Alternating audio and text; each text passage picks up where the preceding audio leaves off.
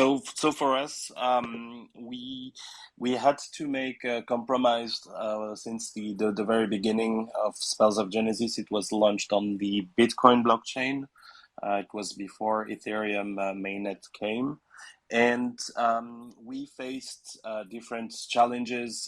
First is the App Store validation.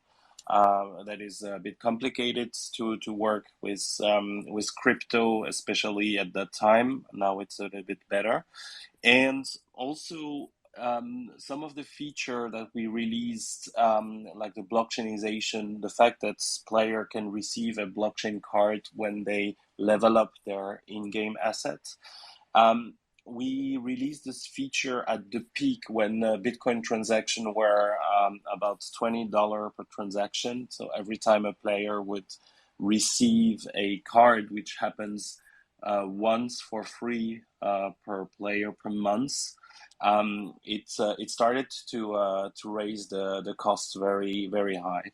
What we notice is that each chain have their fans and the customer. I see every chain like a country. When you localize your product to a certain market in a certain country, and we have a multi-chain approach and saying, okay, we will address people who wants to own their token on Ethereum, who wants to own on Bitcoin.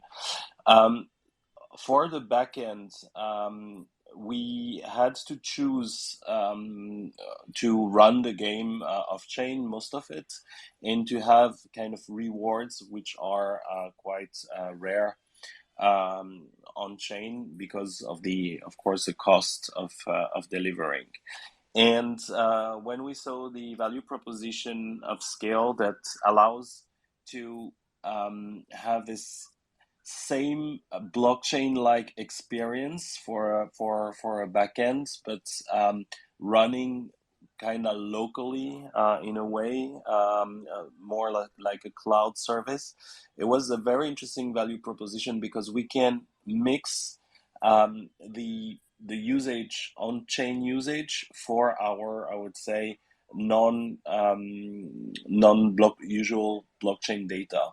So we could have the same tool that are built through smart contract for running our own backend. So for us, it was a very good approach of the technology, and we think it really complements because it allow us then to run more data in-game resources on chain using the same logic as the card that are off chain.